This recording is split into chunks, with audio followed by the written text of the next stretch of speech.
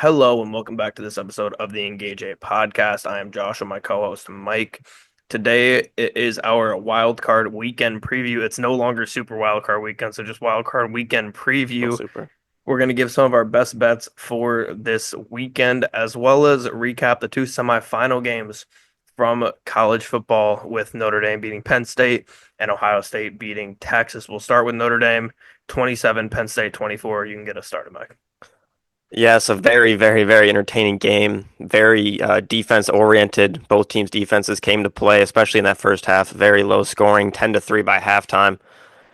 Notre Dame had really nothing going in that first half. They really couldn't run the ball. They couldn't pass the ball. The offense was very quiet.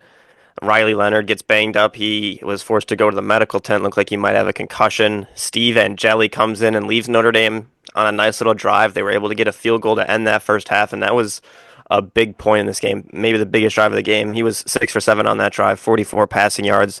She made a couple nice throws. They go into the second half only down by 7, and then we see them come out of the gates with a quick touchdown drive. And after that, game picked up a little more offensively. Final score is 27-24. Notre Dame gets a field goal as time expires to win it by Mitch Jeter, who has struggled all year, but has come through in the playoffs and kicked incredible for this Notre Dame team. Uh, Riley Leonard wasn't great in this game, but he does finish 15 for 23, 223 yards, one touchdown, does throw two interceptions. That touchdown pass was a big play. Notre Dame was down. He found Jaden Greathouse, who broke four ankles on the play. It was just a phenomenal play and a huge 54-yard touchdown for Notre Dame to tie that game up at that point. And just a great win. Jeremiah Love, he's been banged up all playoff, but has a huge touchdown run where he was just not going to go down until he found the end zone. He was great. Penn State's defense, Abdul Carter, I mean, the defense did pretty much everything that they could. They were very good. Just the Penn State offense, a big interception by Drew Aller on their last possession, touching the ball. Or I guess they had one play after that, but they had a chance to go down and win the game. Big interception. They ran the ball pretty well. Nick Singleton, 84 yards rushing. Katron Allen, 82 yards rushing. Nicholas Singleton gets 3 touchdowns on the ground. He was big. Tyler Warren as well had a couple nice rushes, but he was good in the receiving game, 75 yards. A Penn State receiver did not have a single reception in this game. It was all running backs and tight ends for Penn State. And Drew Aller, and when the lights were the brightest, just was unable to get it done, just like James Franklin normally does. Yeah, it was a very tough performance from Penn State's offense this game. Their O-line was playing really, really well, and they were able to run the ball very well. Like you said, both backs were able to have success. Did Allen? No, Singleton got three. Allen did not get any touchdowns. The passing offense was horrendous, though. We know a big weakness of Penn State all year has been their not having the playmakers outside. They have a good O-line. They have a couple good backs. Warren's a great tight end, but they just don't have the talent on the outside to really compete with these great teams, and it caught up to them in this game. They had an easy path where their talent differential on the outside wasn't as big versus SMU, wasn't as big versus Boise State. And then they get in this game with Notre Dame, who has great corners, and they were completely clamped. Like you said, not a single receiver had to catch in this game for the Nittany Lions. Riley Leonard, he was not close to perfect in this game by any means, but he did make some big throws in the second half. Like you said, Angeli came in and led to that double up in the end of the first half, beginning of the second half for Notre Dame, which we saw end up being huge for them in this game, ended up being huge for Ohio State in their game. Those teams, when you could score late in the first, I mean, Ohio State didn't end up scoring early in the second half, but they scored late in the first half and they got the ball back, and that's how you win these games. Drew Aller threw a risky ball with basically no time left and cost his team this game. It's very easy to say they should have just ran it. They should have just ran it. I understand why they were trying to go win that game. Why wouldn't you? Especially with Notre Dame starting to get hot there towards the end of that game. You don't really want to go into overtime with this team. I mean, even though I think overtime might even favor Penn State because of how well they were running the ball in this game. But Drew Aller makes a bad mistake, costs his team the season. He had a pretty solid year all year, but he was just bad in this game overall. Penn State wins the turnover battle 2-1, still loses the game. This was a game that had loss all over it for the Irish for a lot of the game, but they fought back in it in the fourth quarter and they find themselves in the national championship. Yeah, and I mean, both quarterbacks, it felt like whoever had the ball, if they were forced to throw the football, they were prone to making a mistake. And we saw both of them, Riley Leonard with the two interceptions he had.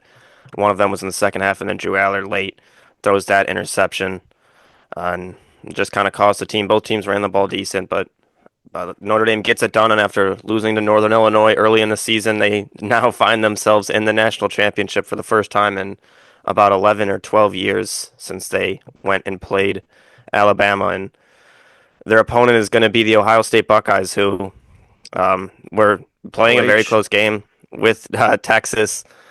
Uh, and their defense as well, just like Notre Dame, came out and had a phenomenal game. Really slowed down the Texas offense. Really not much going on the ground for Texas at all. Quinn Ewers has 283 passing yards, 2 touchdowns, 1 interception, and then the big fumble taken back by Jack Sawyer at the end of that game on a 4th and goal to put the game away for Ohio State. Ohio State's defense was good. Offensively, they weren't great, didn't run the ball very well, only 81 yards on the ground, which is disappointing for this Ohio State team. But Will Howard gets 289 passing yards. One of them, most of it was from a big 75-yard touchdown reception by Travion Henderson at the end of the first half, which that's a theme with both of these games. The team that scored late in the first half came back and won both those games. This one was just a complete breakdown by the Texas defense. A 75-yard screenplay with 15 seconds left just cannot allow that to happen. Just disappointing for them there. They were really able to shut down Jeremiah Smith. They were bracketing him the entire game. He had pretty much 3 guys not letting him get open at all. He only gets 1 catch for 3 yards after having that dominant Rose Bowl, but it just wasn't enough. Ohio State's defense won them this game, and Ohio State, who has 2 losses in the season, one of them to Michigan, which was a terrible loss, and they were able to get their revenge for that Oregon loss, but they find themselves in the national championship, and 2 teams that would not have even been in the playoff last year in the 14 playoff find themselves in the national championship. Yeah, Texas really fought in this game. They made it hell for Ohio State. Um, I'm happy that Texas showed some fight because I didn't want to have to come on here and deal with the SEC narrative. I notice how you don't even mention that because Texas competed in this game. But I mean, Ohio how State, many SEC teams have been in the championship the last 2 years? all right, awesome. Ohio State, yeah, 2 years. Let's run that back and let's go last Uh, what 12 years, 13 yeah, years. but new era, NIL money, Yeah, transfer yeah, portal. right. Yeah, because we just paid everybody, right? Yeah, Um, exactly. eh, if you're not cheating, you're not Proof is in the trying. If pudding. you're not cheating, you're not trying. But Ohio State, they got into their issue that they got into the same game with Michigan, where they want to run the ball on first down every time. They didn't do that against Oregon. They didn't do that against Tennessee. They get into this game and they're running it on first down every time, and you could see it hurting them in this game. I hope it doesn't hurt them next week against Notre Dame. Jeremiah Smith just 1 catch for 3 yards, like you said. Credit to this Texas secondary. They were able to shut him down in this game and just make the other guys on Ohio State beat them. Luckily for Ohio State, they have the talent to let those other guys beat them. Will Howard, he was not at his best in this game, but he played pretty well. I'd say he probably played the best of the 4 quarterbacks who played this weekend. Texas had no pass rush early in this game. But after that Ohio State unsportsmanlike conduct, where I believe it was Henderson got up and got a 15-yard penalty when they were driving, about to go up 2 touchdowns. Ever since that moment, Texas's pass rush was all over Will Howard. They made it really tough for him, and it completely killed the offense of this Ohio State team. Jack Sawyer, like you said, with the strip sack return for a touchdown to win this game, all-time college football playoff play right there. Not that Notre Dame's defense isn't as good as Texas's is, because I do think it is.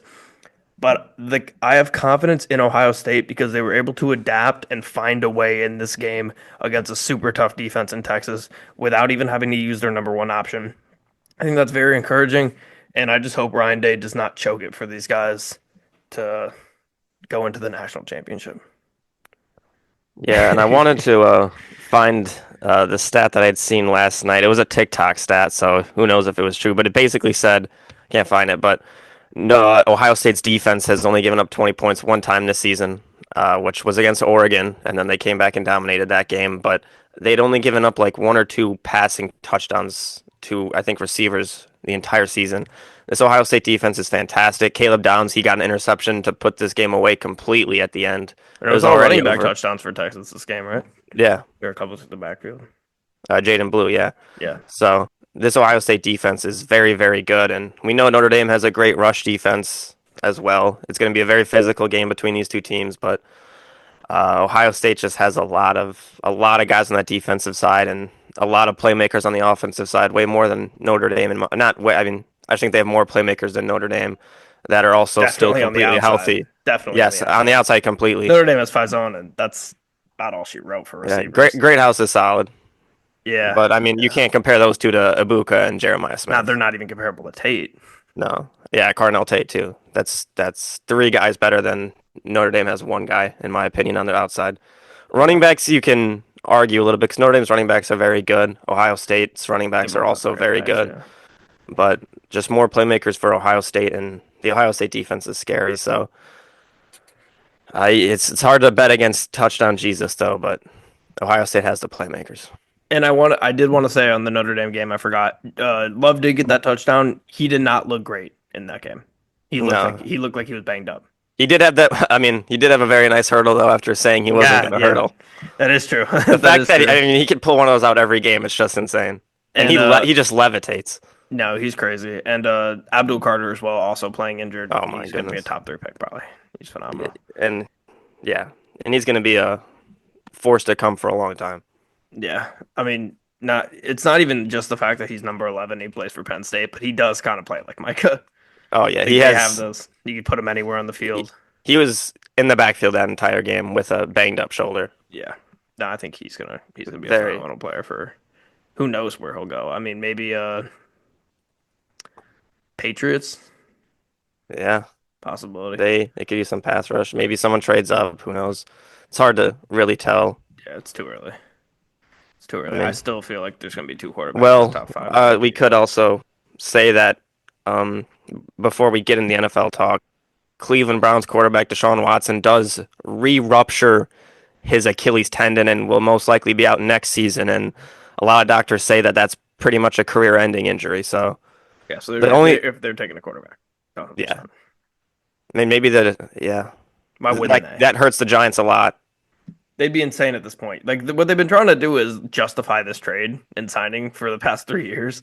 There's no point in justifying it anymore if he's not going Yeah, to play for 2 years. You're just going to yeah, punt the next 2 years, yeah, unless you think you can be bad enough and get Big Arch or something. yeah. It's just it's unfortunate for him. The only person I can really think of ever tearing their Achilles once and then doing it again while still repairing is honestly John Wall. And after John that, he Wall was fell down the pretty, stairs. yeah, he was pretty much cooked after All that. that's an all time. I don't know if I'll ever believe that. Yeah, I'm trying to think, has he was anybody he done was it cooked after again? that. I mean, I don't think Cam Akers tore his Achilles again. I think he tore his ACL after that.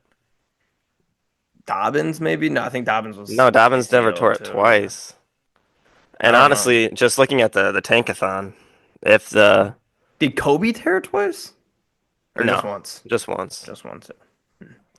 If uh if Abdul Carter falls to Jacksonville, Woo. that would not be fun. Him and Josh Hines Allen. And Eric That would not be fun. Armstead, who hasn't Yeah, been that good this year, but yeah. And still. Trayvon. Well, I mean, they did take Trayvon Walker or And they have whatever, Trayvon Walker, yeah. so maybe they wouldn't take him. But Yeah, that'd be nasty though. maybe he falls all the way down to Vegas, Yeah, and then maybe they possibly. decide to move on from their current guy. Speaking of speaking of Vegas, um did you see the news today that Ben Johnson is very intrigued by the Vegas job? That's shocking to me, honestly, 'cause they don't have a quarterback, Brady. an offensive line, I know the and team itself doesn't make any sense, but that's something that before our last episode, right when we finished recording, Antonio Pierce was fired, oh literally right yeah. when we were Yeah. finished recording, so we didn't get to talk about that one at all. Yeah, I don't have much to say about that. I don't think it's a very appealing job, but apparently Ben Johnson might like it. I I don't don't know. think it is either. I Kind of a don't know. shocking one though. I didn't think they were gonna actually do that. If you're the Lions, would you do Max Crosby for Ben Johnson? No, I'm kidding. I wouldn't do that. If you think he's gonna leave, obviously. Well, yeah. But if it's keep Ben Johnson for like 3 more years or trade for Max No, Crosby, yeah, keep Ben Johnson you then. have to keep Ben Johnson. Just the salary cap alone. But okay, we can move on to the playoffs then. We made it to Super Wildcard Weekend minus the Super. I already made the graphic stuff. I put It's super on Super. it. We're still calling it super. Okay, yeah. It is Super. Can it be Super with this many giant spreads though? I don't know. But There. maybe that's why they took the Super off. They're like, we can't have a 10-point spread on Super Wildcard Weekend. But um Chargers at Texans, a game that is happening in less than 3 hours now, so I definitely need to get this headed out quickly. But going into this game, I'm terrified for Stroud against this defensive line, man. Biggest reason Stroud has been so bad is just he gets some of the most pressure in the league. I think he's second most pressured quarterback behind, of course, Caleb Williams. But or no, second most I think sacked behind Caleb Williams, but I think he has more pressure because of all those stats we talked about with Caleb. I don't know the exact numbers, but um, I could see Houston being able to stay in this game with their defense, but they have to stop the Chargers on first down. You cannot let the Chargers run the ball and get to second and four, second and three, second and two. That's when they burn you. You have to be able to stop them at the point of the attack. Stop Dobbins on first down, and you'll be in a better spot. Ladd and Johnston have really established themselves as good targets in this league. Justin Herbert went into the season being like, all right, we got a couple running backs who were on the Ravens last year, haven't done much. We got a rookie receiver, we got a second year receiver who was disappointing last year. We're gonna just see if Herbert could play Superman, and it turns out that he hasn't needed to play Superman. He's been really good, but he's had good his weapons have developed on the outside. His head coach is phenomenal, and Jim Harbaugh. His running back in Dobbins has been one of the better backs in the league when he's been healthy. So I think that those guys are going to be playoff performers here, regardless of being rookies.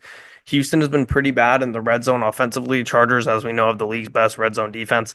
I think this is going to be a low scoring game, so I possibly like the under in this game, but I'm going to take the Chargers. I love the Chargers here. I think Herbert gets his first playoff win and wins in Houston.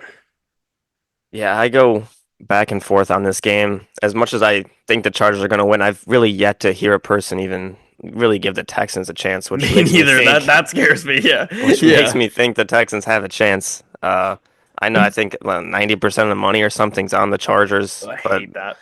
it was like that for Ohio State last night, and they still came through and Hmm. were able to win. So Never a doubt there.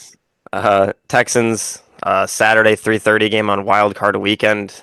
Super wild card. Very rare. It's only happened in 2011, 2012, 2015, 2016, 2018, 2019, 2023, and now here in 2024. Texans They are also have a playing. losing record in those games too. No, they. I don't think they do. I think they're Pretty five sure they and do. two. I thought they were like 3-4. I think they're 5-2 in these games. I'll look into it. Unless that was Keep unless that was keep five and going. two against the spread. That might Um, be it. I think they're 3-4 overall, but go ahead. I'll find it. Last time we did see the Chargers in the playoffs, they were under Brandon Staley. In January 2023, they were up 27-0 and blew that game, lost 31-30. This is a completely new Chargers team. Obviously, Jim Harbaugh's in there now, a veteran coach. He's able to win games like this. He can run the ball. They have a great run game. J.K. Dobbins should have a very solid game. And I like the Chargers matchup here. Like you said, their defense is very good. They should be able to slow down C.J. Stroud, who's been struggling. He has 6 starts this season against teams that have finished with a winning record. In those games, the Texans are 1-5. He's thrown 5 touchdowns, 8 interceptions. He's struggled against good teams, specifically good defenses as well. And this is one of the better defenses in the league. They have one of the, I think, the best scoring defense in the NFL. So it's a rough matchup for him there. And I'm going back and forth on it. And as much as I want to play I everyone's going this way, so I'm going to go the other way. I just really don't see it right now, so I'm going to go Chargers -3 as well.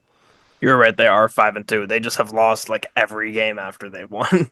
Yeah, I think because I think they play pretty much the 3:30 Saturday game and divisional weekend, and maybe that's what they're Yeah, yeah, 3-4. that would make more sense. But even then, I feel like they're worse than three. They're definitely not 3-4 in that game because they haven't made that many AFC title Yeah, games. yeah, no, they have not. They've got Yeah, to be like 1-5 in that. But I don't all even know right, if they cool. made an AFC title game.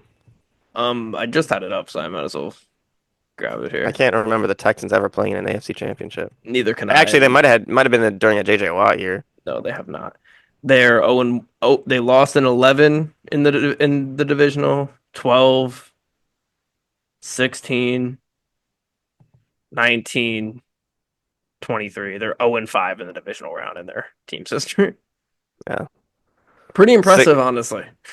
Honestly, they've made the 8 playoffs, I think. which is deep. I mean, In they didn't 23 make it. seasons, 8 playoffs, that's not Yeah, terrible. and your Could franchise be doesn't better. really start until you make your first playoffs. So if Yeah, you're looking at them starting at 2011, they've made a good amount of divisional rounds at that point. If everything didn't go south with Deshaun, yeah.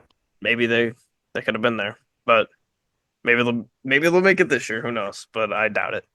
Um, we'll move on to Steelers at Ravens. The game tonight. Ravens open up as nearly 10-point favorites in this game. I think it's pretty wild for the spread to be this big, but the Steelers, as we know, have lost four straight games. Steelers secondary is getting a little healthier. They need to be elite back there. Minka Fitzpatrick Minka Fitzpatrick has to be a lot better. He struggled this year, one of his worst years. A big advantage for the Steelers in this game is I'm pretty sure Zay Flowers is going to miss this game, Yes, he's out. which is needs to be talked about more. The fact that we don't all know that, or well, the fact that I didn't know that for a fact that he was missing this game is a problem because similar to Christian Watson, that's your number one receiver who's out. Even though I like Jaden Reed more than Christian Watson, we'll get to that later. But that's your number one receiver who's out. Now you need Rashad Bateman to step up. Now you need Isaiah Likely, your backup tight end, to step up because Lamar's going to need pass catchers. Lamar in his 6 games starting versus the Steelers in his career is 2-4 with a 74.58 QBR. He has struggled playing against this team. The Ravens secondary has gotten a lot better since they moved Kyle Hamilton back to a deep safety. He's been able to communicate a lot better to the secondary there. Him and Roquan can work together to make sure everybody is where they need to be. Everybody's in position on the same page. I think this Ravens team is one of the favorites to take it all, but Russell Wilson's a playoff performer. The spread is a little too big, in my opinion, considering Lamar's playoff history and his history against the Steelers. So I'm going to be a normie and take Steelers plus 9.5, like everybody in the world is. Yeah, it's 50-50 on DraftKings pretty much, so that's not too bad. But I agree, the Steelers team has the Ravens number in the regular season. In the playoffs, Mike Tomlin's 2-1 versus Harbaugh. The Steelers team is just coming in on such a skid that I think that's basically the main reason the spread is so large. They've lost 4 games in a row, haven't really looked great in any of those 4 games. Russell Wilson and the offense has struggled. They haven't really ran the ball well at all. And George Pickens missed a couple of those games, and when he came back, he still didn't look very good at all. I think they have to be ready to go into the playoffs. I think Tomlin will be ready going into the playoffs.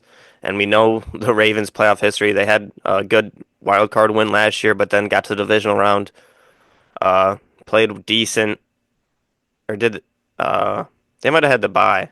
So they were decent in the divisional round and then struggled in that AFC Championship against the Chiefs. In 2019, their lowest scoring game came in the playoffs against the Titans, where they only scored 12. Same thing in 2020. They had their lowest scoring game in the playoffs against Buffalo, and then last year in 2023, they only had 10 points in a playoff game against Kansas City. Right now, Lamar currently has as many MVPs as playoff wins, with that being 2. This Ravens team, they got to figure it out in the playoffs, and until I see it, I can't bet them to really just blow out a Steelers team that also seems to have their number. They did blow them out a couple weeks ago, but I'm gonna bet that they don't do it in this one back to back. So I'm also gonna go Steelers plus 9.5. When Lamar came in for Flacco in that playoff game against the Philip Rivers led Chargers his rookie year, did they win that game? Probably not, right? I don't think so, 'cause I think the Chargers won that game, and then the Chargers lost to the Patriots the next week. Yes, yes, yes. That is what happened. Phil Rivers, man. I remember that vividly, because I can remember a lot of Philip Rivers Well, that vividly. was right before he went to the Colts, right? That was probably his second to last game Yeah, before. that was the second to last year, because then the next year was his last year, and then he came to Indy. Yeah. Yeah, Wait, I thought that miss was him. his last year with the Chargers. He I played thought one he had more one after more. I that? think he had one more year, Oh, maybe. if I'm not mistaken. Because I think they You seem to barely be a missed the Philip Rivers playoffs. specialist. I'm Yeah, because I think just they barely confused. missed the playoffs, and then he had the interview where he's like, God damn it, we were so close." Oh, yeah, yeah, yeah. God You damn know, it. with a special group of guys. Man, I miss Philip Rivers. I'm shocked he never became an analyst or anything. I guess he has so many kids to take care of that Yeah, might be yeah. hard. It is true. It kind of felt like him and Matt Ryan were like minus 10,000 to be some Yeah, sort of analyst. Matt Ryan came through, but he's got to coach his 77 children in their Pee Wee games, I yeah, guess. he's been coaching high school, middle school, and elementary school at the same time. But we'll move on to Broncos Bills here, the final AFC game. As I'm realizing, these games are chronologically all AFC, all NFC. I didn't realize that. But Yeah. um, Broncos at Bills. Bills are 8.5 point favorites at home here against the Broncos. Broncos defense, they've been up and down the past quarter of the season, but they're still an elite unit and they're going to make it tough on any team. Sean Payton is one of the best in this game. I'm going to trust him in the playoffs. I think he has a coaching advantage here against Sean McDermott. I'm sure you saw the stat on Twitter. Peyton 30-12 versus bald head coaches since Yeah. 2017. So he's been dominant against those guys. Bills defense is very susceptible to giving up points and yards. This is a game that the Broncos can really put up some points in, and if they have a game where they can score, their defense is good enough to beat anybody. If the Broncos can stop the run game and keep Josh Allen in the pocket, they can win this game outright. If Buffalo loses this game here, I would expect Sean McDermott to be fired. I think it would be malpractice if they didn't fire him with a loss here. But I this whole week, this is the latest we've recorded maybe ever on a Saturday, 3 hours before the game. All week I've felt Bills, Bills, Bills, and then the past 2 or 3 days or so, I'm thinking about this game more and more. And not only do I think the Broncos can cover, I think the Broncos have a real chance to win this game and fuck everything up for everybody. As much as I want to see Bills, Ravens in that second round, I think there's a real possibility that the Broncos can shock the world here. With that being said, we're only picking spread, so I'm going to take them plus 8.5. But we'll see what happens. If I had to make a prediction for who wins the game, I'd probably still say Bills. Yes, it's a close one. The Broncos can keep this game close. They can definitely still win it. They have the defense to do that. Offensively, recently they've been looking very good. We saw them put up 38 points last week. It was against the Chiefs backups, but they still looked very good. Bo Nix and this offense have momentum. Uh, Finally back in the playoffs after about 10 years, 2015. It's been a long time. They've went through Trevor It Siemian, doesn't even feel Paxton that long. Lynch. It doesn't, man. I mean, Peyton Manning, 10 years retired. It's, It's it's a good year wild. for some people to become Broncos fans. Yeah. And Good year here. I did not say the Raven stat though. I think it's quarterbacks. How old's Lamar? You think he's 28? What year did you get drafted? 18? 19? 18, Um, I think. He's probably he was born in 28 or 97, so 27. So he's maybe turning it's 28 this year. If he's yeah, 97, yeah, he's turning 28, 28 yeah. this year. It was like the last three Ravens Super Bowl championships was Trent Dilfer. 28-year-old quarterbacks Uh, after 12 years or whatever, right? yeah, it was Yeah, I saw 12 that. years apart, 28 years old. So hmm that's a fortunate Flacco stat did it for in the 28. Ravens. Yeah. Yeah. So this is the year for the Ravens to do it if they have any chance. The thing But with that stat though is I think it's 13 years from Flacco, is it not? uh, I don't think so. I can't remember. Unless they count season as the season it starts in. Yeah, that might have been what it was. I'll get to the bottom of that. Yeah, but yeah, back to this game. Broncos. They've went through Trevor Siemian, Paxton Lynch, Case Keenum, Brandon Allen, Drew Lock, Brett Rippon, Jeff Driscoll. Brutal battle of not even mid, just pretty battle of trash right there. But now they have Bo Nix, a rookie quarterback. He's been great for them all season. But the big issue there is rookie quarterbacks in the playoffs have tended to struggle. 3-8. Two of those wins have been Brock Purdy in 2022. So that's an interesting, disappointing stat. But I still think Bo Nix can do it. He's been great all season. He's going to have to be able to throw the ball, though. Bills were 1-2 this season when opposing quarterbacks threw for at least 300 yards. You'd like Bo Nix to get to that stat. Bills defense struggle on the road, but have been better at home. They're going to have to slow down Bo Nix from making the splash plays. He's going to do a lot of dinking and dunking just underneath passes, but you can't let him make those big plays deep to Marvin Mims, which have been big recently, or Cortland Sutton. I think the Broncos keep this game close. The defense that has totaled the most sacks this season for the NFL is the Broncos. They have 63 sacks. They get pressure on the quarterback. The Bills have only given up 14 sacks, which is fewest in the NFL. So it's going to be whoever can really win that battle will be big on that side of the ball. But we've seen Josh Allen all year just look fantastic at running the ball and passing the ball to his many weapons. I think the Broncos defense is good enough to slow him down, so that makes me want to pick the Broncos plus 8.5. But I've been riding with the Bills. I trust the Bills. You're too much of a Bills homer. Yeah, Can't throw the I go ball. back and forth because I think the Broncos can keep this game close, but I can still see the Bills getting a couple touchdowns late and putting it away, and the Broncos just uh, are too young to really keep up. Broncos, like you said, 10 years since they made the playoffs. The Bills have been there for a lot. The Bills have the experience, especially at home in Buffalo. I don't know what the weather is, but I'm going to stick with Buffalo I'd say minus eight and cold a probably. half. Definitely cold. I mean, it's not like the Broncos, Denver are No, shying no, away no. from I don't cold. think it's gonna be a snowstorm. I think it's gonna be like maybe like flakes. Because I just know right now around the country there's a lot of activity and weather all around. Yeah, I don't think those are the problems are being had in Buffalo. Well, I mean, in Texas right now, they're having snowstorms. Oh, Well, I mean, you saw what is it? Atlanta Hawks Lakers game or whatever got canceled today for snowstorms. well, it wasn't for snowstorms. That's for the fires, I would assume. No, it was in Atlanta. Oh, really? I think so. I thought I woke Is up it to one of those things where it's like the South gets snow for the first time in like 10 n- years and it's like not even that much, but they exact lose yeah, it? Is it exactly. one of those? Yes, completely. It's completely that. Um, But yeah, we're seeing a yeah, lot of Rockets games. Hawks in Atlanta due to hazardous icy conditions. Wow, so they got a snow day. Yeah, they got a snow day. We got a snow day. I did look it up by the way. It is they do start with the year the season starts in. Okay, So yeah. it would be 2012, 24. We did Hmm. 3 wins if they can get that done. But move on here. Packers at Eagles. This spread keeps moving in favor of the Eagles. It's up to 5.5 now. I think it was at 3.5 or 4 maybe when we recorded on Tuesday. Packers have a ton of tools to be a top tier team. It just feels like the Eagles are just a more complete team at this point with less holes, less injuries. One advantage I do think the Packers have is in the quarterback department. I'm taking Jordan Love over Jalen Hurts any day of the week. I'm so much more confident in my quarterback that is better at throwing the ball than handing it off. The handing off thing just isn't very impressive to me. Maybe it is to some people, I don't know. But I think Jordan Love has a significant advantage there. I do really worry for Love without his deep threat in Watson against the secondary. Eagles secondary hasn't played as well the past few weeks, however, so I think that they could find a little bit of success there. For the Packers to win, they're going to have to force the ball into Jalen Hurts' hands, establish their run game with Josh Jacobs, and if they can do those two things, they're going to control time of possession. They're probably going to win the game. I want to say I like the Pack to cover here, but I'm just worried with the Christian Watson injury. My gut is telling me to go with the head coach that I think is more capable of surprising people.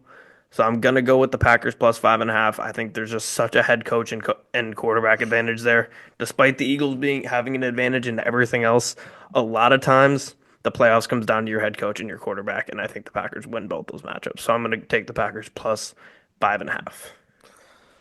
Yeah, this is another tough one for me to pick. It's gonna come down to really whichever team's able to kind of stop the run. Eagles have the leading rusher, obviously with Saquon Barkley having a 2,000-yard season. Packers have Josh Jacobs, who's been great all year, has 1,329 yards. Both teams really want to run the football. So if both teams are able to slow down the running, or even if both teams have a great rushing day, it's going to come down to the passing attack. And the Eagles have the best pass defense in the NFL, but I trust the Packers pass offense significantly more than I trust the Eagles pass offense. Jalen Hurts missed a couple games going into the playoffs with that concussion. The Eagles did get a week off to rest everybody, though. We saw their backups play last week, and they were still able to get it done. A.J. Brown and Devontae Smith, Saquon Barkley, Hurts, they all are coming in with some rest going into this game in Philadelphia. Meanwhile, last week the Packers really disappointing loss to the Bears, lose a lot of momentum coming into the playoffs. A lot of couple injuries. We saw Jordan Love injure his elbow, hand. He should still be perfectly fine to go. And then, like you said, Christian Watson torn ACL. That's just really killer. We saw these two teams play a long time ago in the second game of the season, in week one in Brazil. It was a decently close game. Packers had a couple big plays. If they got pressure to Jalen Hurts early in that game and he made mistakes, if they're able to do that again, that's got to be one of the main factors. Force him to pass the ball, like you said, and Hurts will make a mistake or two. The Packers have played 5 games against teams that won 11 or more games this season. They were 0-5 in those games.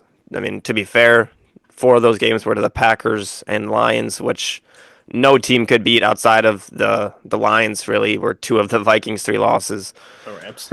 and then the Rams and then the Bills beat the Lions. So it was Bucks too, I guess. and Bucks, yeah. So rough to beat those teams in general, but going into just making a decision, haven't really made a choice up until this point, but I'm gonna go with the Eagles minus 4.5. I'm just gonna go with the fact that they Five had and the a half. rest 5.5. It says it looks like 5 on here, but I'll take 5.5 then. It's 5 now? It says 4.5 on DraftKings, but it's minus Really? 115. Oh, maybe I just read that wrong when I looked at it earlier. Oh yeah, it is 4.5. Okay, well, fuck. I'll still rock for the Packers minus 4 plus 4.5 then. Okay, Yeah. Maybe either I just read that wrong or that changed in the last hour. It would not shock me if it's changed. It's Yeah, been pretty volatile, but I'm just gonna go with the fact that they've had the rest going into this game, and meanwhile the Packers just had a disappointing loss last week. Don't really have much momentum going into the playoffs now, but we've seen it before. The Packers find ways to win these games, but I'm gonna go with the Eagles -4.5. you can never underestimate the power of the Green Bay Packers with help from the refs. You Yeah. can never underestimate that. I would love to do a quick little Jalen Hurts exercise here. I was thinking about the 14 quarterbacks in the playoffs, and this is not given their current situation. This is just them as a player. Who would I want the most or the least as my quarterback in the Super Bowl? All the other supporting cast doesn't matter, just them as a quarterback. I only have one quarterback that I guarantee I would not want to have over Jalen Hurts. That's Russell Wilson.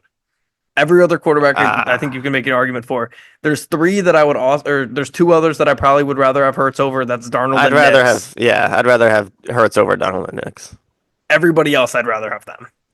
Goff, Yeah. yes. Baker, yes. Stafford, yes. Love, yes. Daniels, Mahomes, Allen, Lamar, even CJ Stroud, I'd rather have over Jalen Hurts.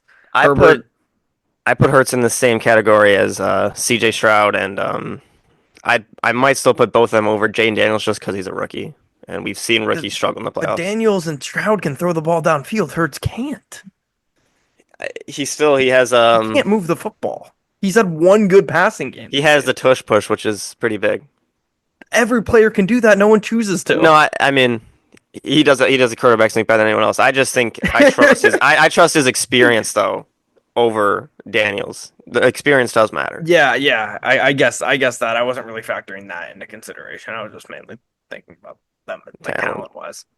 I mean, I just talent wise, I'd put Daniels above him. I Yes, just think having Jalen Hurts as your quarterback is a liability. he's been to a Super Bowl and he showed up in that Super Bowl and was very good in that game. Yeah. Should we cut in the highlight of that last play? I mean, the last play I'll was a never brutal forget. throw. It was a brutal throw, but I mean, he That was was the straight up worst to throw in the the. history of the NFL. Uh, he must have been like shaking during that Dude, throw, it I was the guess. fun. I watched that over and over and over, dude. It's so funny. It goes like 30 yards, not Uh, even close. I mean, For he can. some reason, I don't even remember that live. Like, I don't remember it being that bad live. Yeah, yeah, that was a rough toss, rough fling of the football. Maybe we'll get another play like that this year. Maybe against the Packers tomorrow. But we Yeah, got I two don't know. I games mean, left here. Well, good. I saw a LaShawn McCoy and who was the Packers guy on that panel? It's an ESPN show. It was LaShawn McCoy talking about how the Packers are or the Eagles are better than the Packers at Are you everything and they're talking gonna about the win. Acho Joy Taylor show? Yeah, it might honestly be that show. No, because that's like Keyshawn Johnson and them. But I think LaShawn McCoy's on that show too. Oh, maybe it was. That's like the Speak. I thought it was an ESPN show, but maybe that is the No, Speak. no, that's FS1. Speak Now or whatever it's called. That's FS1 for sure. Man, every time I go to look for something, I lose it now. But Sure, you can find that one pretty easily. um, no, I lost it. It's What's the unfortunate. what is the name of the show? I can't think of who the Packers Speak. person on that show is though. It's no, I'm thinking of no, Speak is Joey That's Taylor, like Keyshawn Johnson, Paul Pierce. Yeah. That's Paul Pierce, yeah. Oh, but the show has included Mike many Miller. hosts and panelists over the years, including Jason Whitlock, Emmanuel Yeah. Acho, and LaShawn McCoy. And James Jones. Wow. That's an elite panel right there. My God. Peanut butter skin. I think it is a Fox show. Speak is definitely a Fox show. LaShawn McCoy is a Fox guy. He's signed to Fox. He's definitely not on no ESPN. Oh, well then it What did he was say? a. What did he say? Oh, it's called The Facility. That's what the show is. The It's facility. an Emmanuel Acho show. Okay, It was what James said? Jones. It was James Jones. Like Packers. my James Jones or different James Jones? The Packers James Jones. Okay. When I saw James Jones on here, I immediately thought NBA James Yeah, no. Jones. Yeah. Yeah. He said that's what Okay. the I see it because now. it was a long time ago when the Packers played the Eagles in the playoffs. Eagles had all the momentum going into the playoffs, and then the Packers came out and beat them. So I could see that happening again. I can But see it. I'm riding with the Eagles 4.5. You Just see who because. else is the fourth co-host on the show? No, I didn't. It's Chase It's Daniel. oh no, wow. FS1, man, they got it going on over there. Yeah, they got something going on. Yeah, they do. Emmanuel Acho, he's just a Swiss Army knife. Put him anywhere. Bachelor, Yeah. FS1, Joy Taylor, he's Well, so, successful wherever he goes. so he was signed to ESPN at that point when he was doing The Bachelor. Was he? Well, ABC, Disney. Yeah, yeah, yeah. I don't know. He's one of those dudes that whatever he says comes out funny. Yeah. Oh man. But we'll move on. Oh, do you remember when he said when the Sha'Carri Richardson thing was going on? And he was like, "How dare she smoke weed when she's throwing a javelin?" or whatever the fuck he said. I'm Yeah. like, dude, what? Yeah. And I don't even Oh think she was man. throwing a javelin. I She's a think sprinter. she is, but I think at one point I don't know. There was something with a javelin involved. Uh, Maybe I'm thinking of somebody else, but it was around that time where Sha'Carri Richardson yeah. got suspended. I remember he was like Maybe she was anti, doing like one of those like decathlon things. possibly, or it could have been that, or there might have just been other people who also got busted at the same time as her. Yeah. It could have been some shit like that. But move on here. Two more games. Commanders at Bucks. This is one of the best games of the week, in my opinion. Both these teams have solid offenses and defenses, but in different ways. Bucks, they're a pass first offense, although they have been running it well with Bucky and Rashad White recently. They're a pass first offense. The Commanders are a run first offense. And then when you look defensively, the Bucks are better defensively against the run, and the Commanders are better defensively against the pass. So, in my opinion, when I look at this game from afar, I see these defenses as actually being what stands out in this game instead of the offenses because of the advantages play style wise with the defense, which is why with such a high over under, I do like the under in this game. It's going to come down to which team can run their offense more comfortably. Since 2011, only five rookie quarterbacks have won a playoff game. Stroud, Purdy, John Wolford from the Rams, Russell Does he even Wilson, count? Holy cow. he counts, yeah. And TJ Yates. Those are the last five and since 2011. Only 12 have done it in NFL history.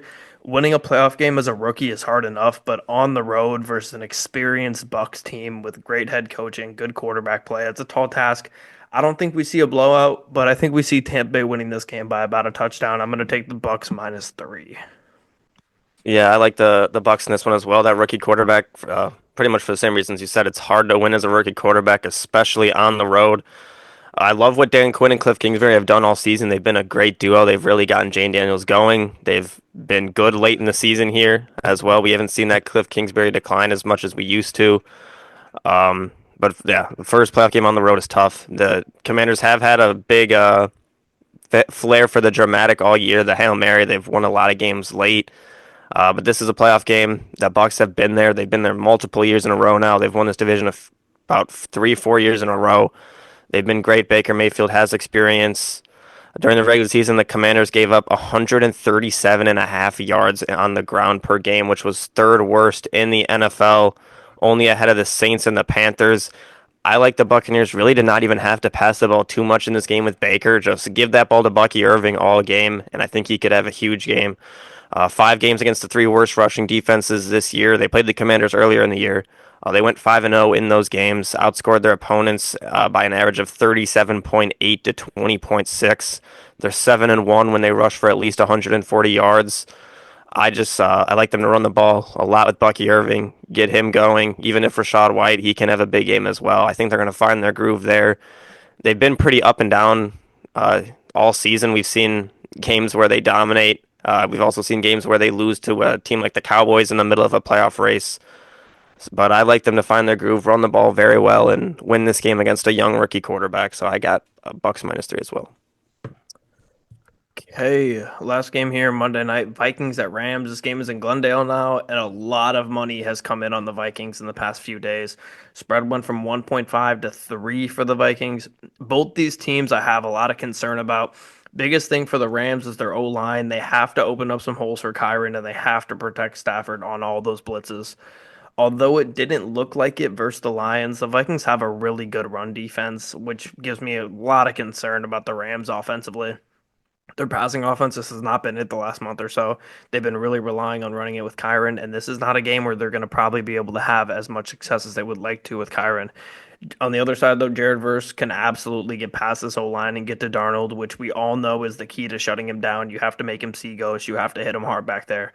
Jared Verse is very able to make that happen. I think the Rams' red zone offense is definitely a problem. The Vikings, though, are not great down there defensively, so the Rams hopefully can capitalize on opportunities down there. I think a lot of people are going to want to go upset here, but the Vikings have the tools to beat a Rams team on a neutral site game. I think they get a revenge this time. The Vikings do not have to come off a short week to play them. So give me the Vikings -3. Another tough one. Vikings haven't had the greatest playoff luck in terms of their history. We have seen, obviously, the Minneapolis Miracle was big, but a lot of unfortunate things that happened to them in the playoffs. And this year they go 14-3, great all season. They don't even get a home playoff game. Every other season in NFL history, 14 wins would have got them a home playoff game at least. Should have got them a bye, but this is a new um, 17 games. You get that extra game, and they lost the big game they had to win against the Lions. They got to go on the road now, halfway across the country, and beat the one of the two teams that beat them in the regular season. They're 14-1 if they didn't have to play the Lions. Sam Darnold has been good all season, but last week in a game where there was a lot of pressure on him, he came out and had a pretty bad game. 18 for 41, no touchdowns, 166 yards. The Rams, they aren't coming off of a bye, but they are pretty rested. They rested a lot of guys last week. Stafford, he's going to get to go up against a Vikings defense that does give up a lot of passing yards. They've Rams have really been running the ball more recently. Not really much Cooper Cup. It's been a lot of Puka Nakua. I almost put their names together there, but I think we're going to see more Rams passing the ball here. Like you said, the one concern I do have is that offensive line. They're going to need to be able to block the guys like Jonathan Grenard and Van Ginkel to prevent them from making big plays. I like the Rams in this one. They did beat them in the regular season. They have the playoff experience with Stafford. Sam Darnold hasn't played in too many big games, and when we have seen him play in big games, he struggled. So I'm going with the Rams. The game isn't in LA, like you said. It was moved to State Farm Stadium, but I still like the Rams to have that edge, and I'm going to bet them +2.5. All right, we'll move up to our best bets here to finish off the show. I have six here. I have three spreads, three over-unders. The one I'm going to take first, though, as it is my pick, is going to be the Chargers -3. I have to take this as my favorite one of the week, I think. I just think the Chargers have such an advantage with that D line against this offensive line. When your greatest strength is your opponent's greatest weakness, you're going to be in a good spot to win a lot of games.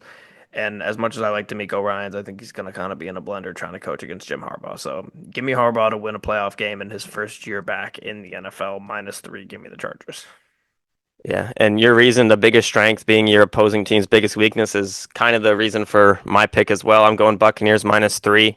I think they're gonna, I think they're gonna run the ball all over the defense, and I think they're gonna be able to dominate the Commanders. So I got Buccaneers, maybe not dominate, but I got them to win this. I got Buccaneers -3. All right, give me the under in that game, Washington Tampa Bay. Like I said, I think. What? No, just keep going. What's funny? You'll see when I do my pick. Oh, okay, I figured that was gonna be my next pick too. God damn it. Give me the under Washington Tampa Bay 50.5. Like I said, I think both the defensive sides of the ball have statistical advantages playing against the weaknesses of their offenses. I think when everybody wants to zig, I'm gonna say I go the under in this game.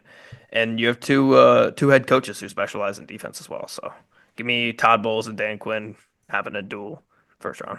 Yeah, and for mine, I'm going for your first pick, the Chargers Texans under 41.5. Yep, I that was my think next one. that's two good defenses, and I think those defenses are going to have big days, and it'd be a low scoring game. 41.5 is a low number, but I can see this being just like a 20 or like a 20-10 finish, 20-17. So I'm going Chargers Texans under 41.5. Okay, now I am between the Vikings -3 and Denver Buffalo over 47.5. I'm going to take. Oh man, I hate this. I'm gonna take the Vikings -3. I think they have a significant. I mean, not that the Rams have this crazy home field advantage or anything, but I think getting to play a team on a neutral site is just kind of a cheat code in the first round, Yeah, especially in the especially when playoffs. you. What was that? Especially in the playoffs. Yeah, especially in the playoffs, especially when you're the better, more talented team, better coach team. Maybe not better coach team because Sean McVay is great, but one thing I do worry about for the Vikings here is Sean McVay going against a guy that he knows very well in KOC. That is one thing I do worry about in this game. But like I said, I think the Vikings have too much talent. I think they're being a bit undervalued here, and a lot of the money going towards the Vikings midweek makes me feel good about this pick. So give me the Vikings -3 as my final best bet here. Yeah, I think for the first time all year, I don't think I've bet an over all season Are you gonna yet for take one of the my over? best I just bets. said. No, Oh, I thought you were. I'm kind of feeling the over in Steelers Ravens. I think Mm. you know what? I'm gonna go actually. I think I'm gonna go the over in the the Broncos Bills game. That like I wish I could show you my screen. Our Yeah, six best bets are my six yeah, picks I've written down. I don't have yeah. anything else. I just see both those teams having a big game offensively. The Broncos are gonna have to have a big game offensively if they want to stay in it. I think the Bills are gonna have a decent day. So I can also see it going under though. Man, I Yeah, don't I'm gonna know. have to parlay all six of these picks together. Yeah. Do a round robin. I'm gonna go the over though, 47.5 for that game. All right. Sounds good. Then that'll about do it for this episode of the Engage 8 podcast. We will be back on Tuesday or Wednesday, maybe, to talk about these six games. We'll get you ready for the playoff matchups coming up in the divisional round. We won't be talking college football for another week after that, though, as we still have to wait for Monday for the national championship for that. But I'm sure we will preview that game at some point coming up here soon. So if you made it this far, don't forget to like and subscribe. Hit all the links in our description for TikTok, Spotify, social media, and all that good stuff. And we'll see everybody in the next one.